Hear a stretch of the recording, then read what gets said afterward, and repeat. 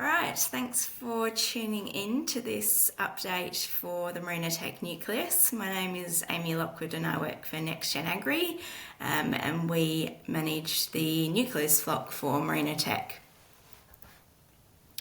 So if you haven't listened to the recent podcast episode featuring Bill Webb on the head shepherd, I will quickly run you through how Merinotech was started. So in 1989, a group of 7 merino producers from the Great Southern region of WA got together and wanted to establish a breeding program which exploited the latest developments in genetics and breeding technology. So Merinotech was formed, and the structure is that we have a central nucleus flock where there is intensive data collection, and then we have the ram breeding centres or daughter studs where the genes are multiplied and then distributed out to Merinotech members. So there's a whole heap of data collection that happens at the Merinotech nucleus, and that starts at the moment that lamb hits the ground. So we are capturing lambs at birth and tagging them. We record date of birth, dams, so that we know pedigree, birth type, sex and birth weight, and we also give the ewe a maternal behaviour score. At lamb marking, we are recording rear type, breech wrinkle, breech cover and tail length. So I guess there's been a little bit of work around tail length and whether there's opportunity to breed animals with shorter tails, which I guess is something might be quite important for the future and optimising animal welfare. So tail length is recorded by a few studs and research flocks. Currently, at each of the age stages, we record weight, and where present, we're recording DAG and urine stain. At post-weaning age, once the animals are getting heavy enough, we record feet and hocks. And before shearing, we record visual wool traits, so wool character, fleece rot, and wool colour. And those all of the drop are mid-size sampled so that we can obtain those fleece measurements. We then record a fleece weight at shearing. At yearling age, we fat and muscle scan the drop and the weight and condition scored. We do monitor werbend counts post-weaning to hopefully get them high enough that we can individually worm count those animals to contribute to their breeding values. This year we only just made it with the rams, so about a month ago we got their worm counts were high enough for individual sampling. And at yearling age we're classing the entire drop and identifying who we're going to retain in the nucleus, and for the daughter studs, who's going to go to sale and who will be culled.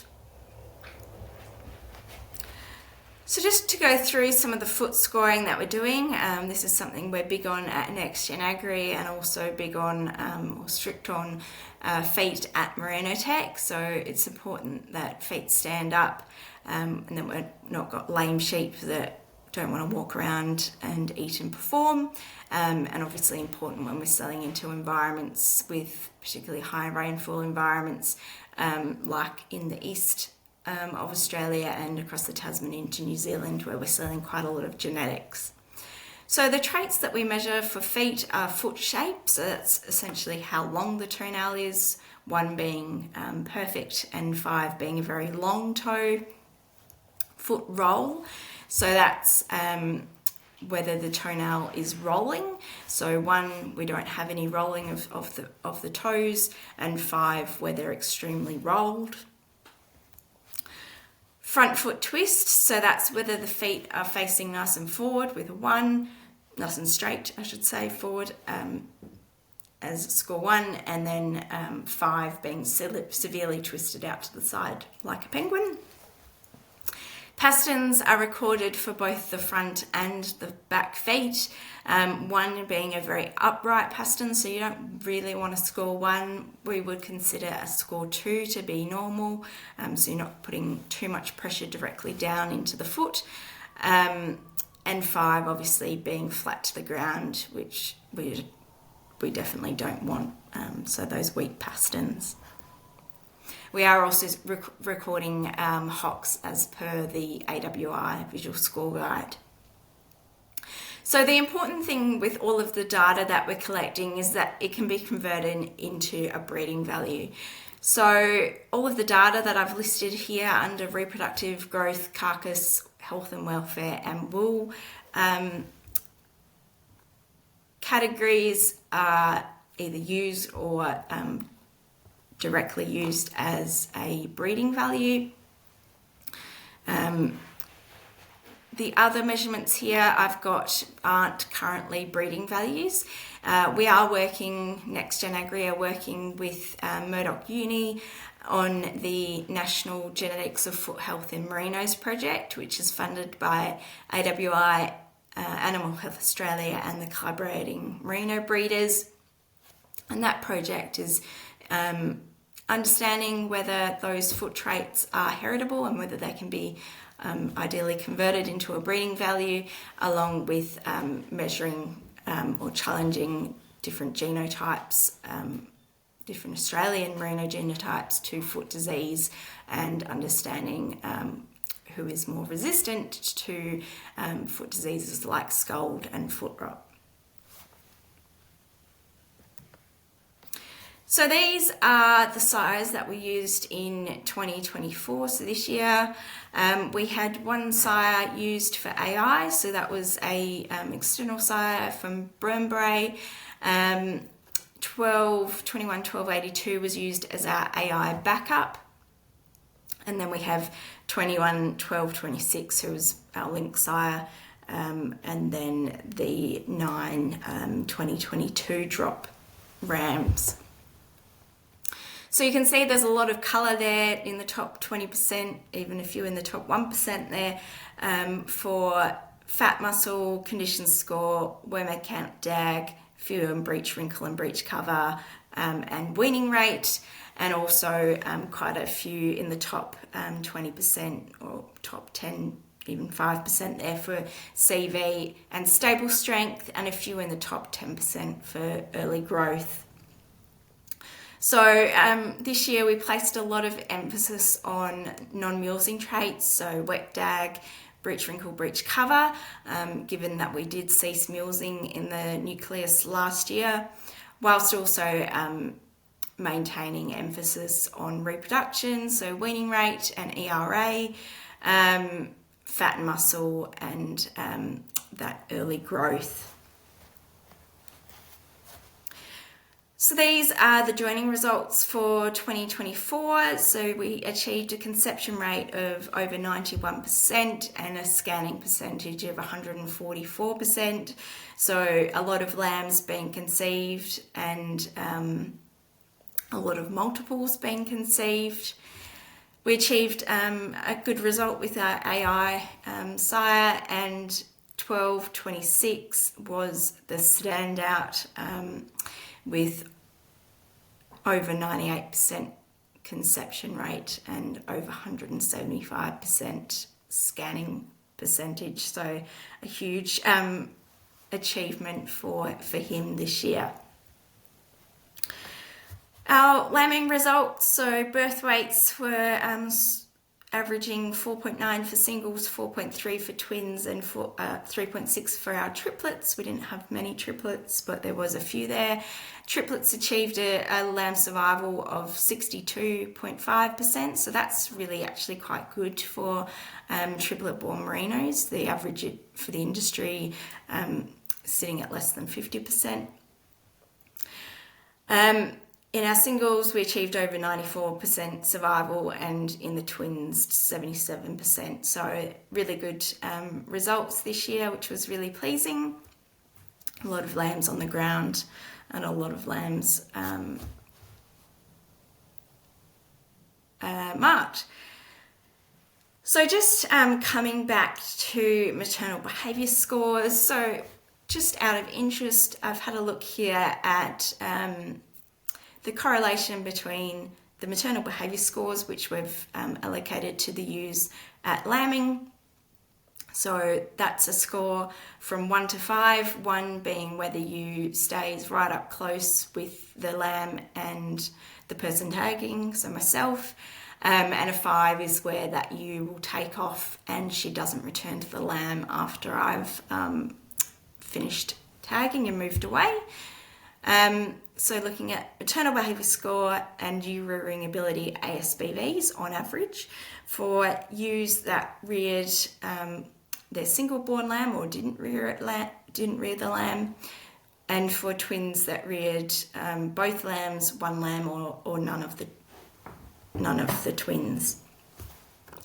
So in 2023, you can see there that we've got our single wearing ewes that reared their lambs having a lower maternal behaviour score, so a better maternal behaviour score, and a higher ewe rearing ability ASBV.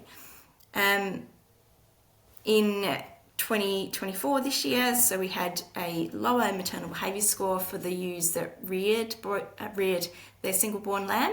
No difference in ewe rearing ability ASBV between those that did and didn't rear their single born lamb. However, you can see there that we've only got 11 ewes in the category that didn't rear, so most of our ewes did rear their single born lamb. In the twins, over both ewes, you can see we had higher ewe rearing ability ASBVs on average for those ewes that did rear both or one of their twins compared to those that didn't rear their twins. Not a lot of difference there in their maternal behaviour scores, but really those maternal behaviour scores are quite good. So a 2 is where the ewe stays within 10 metres, so those ewes are all staying on average within 10 metres or right up close to myself when tagging. So that was just something we had a look at out of interest, given that we've been collecting that data for quite a long time, and obviously we're scanning quite a lot of multiples, so it's really important that we're actually rearing those multiples through, and that's being shown through those results. So what are the benefits of Merinotech sheep? So over the past 10 years, we've increased weaning rate by 15%. So we've got really good reproductive performance. We're achieving high scanning percentages, so a lot of multiples are being scanned, and importantly, those lambs are being weaned. Merinotech sheep achieve early growth and have high muscling, and accompanied with high muscling is a higher dressing percentage, lower standard reference weight, so they're achieving early growth but not getting too big as adults.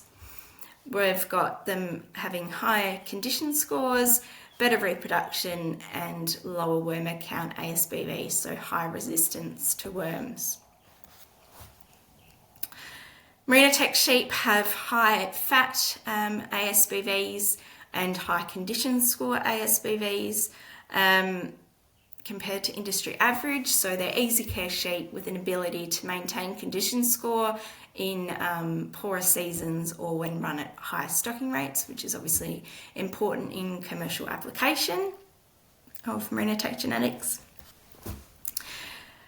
Merinotech sheep are easy to manage and they have high animal welfare. So we've got low wormer count ASBVs, meaning that they're resistant to worms, low dag, low breech wrinkle, and low breech cover. So good for non-mulesing and high animal welfare.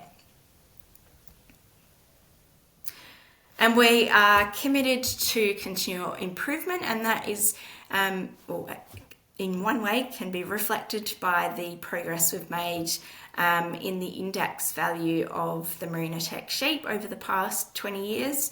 So back in 2010, you can see they indexed at around 140, and in 2024 we're indexing at over 200. So we're making a lot of progress towards breeding our Gold Merinotech sheep, which is a dual-purpose merino with a marked advantage for lamb production, with high animal welfare and good non-mulesing traits.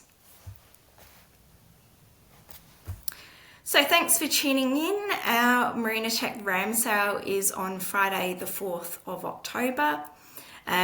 You can access the Merinotech ram catalogue on the Merinotech website or via Sheep Genetics, via the Sheep Genetics website.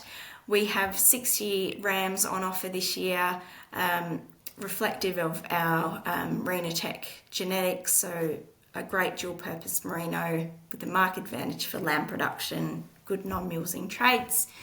So if you're not able to attend the ram sale, we do have bidding available via the phone, so please get in touch if you're needing any details.